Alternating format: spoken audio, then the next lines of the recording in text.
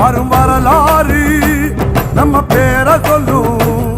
இனி வருங்காலம் நம்ம வாழ சொல்லும். எந்த திசையெல்லாம் நம்ம வீரம் சொல்லும்.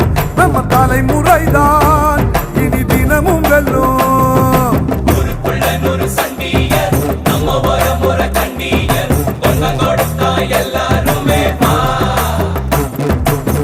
வேட்டையாடும் கூட்டமடா வேட்டையாடி பார்ப்போம்.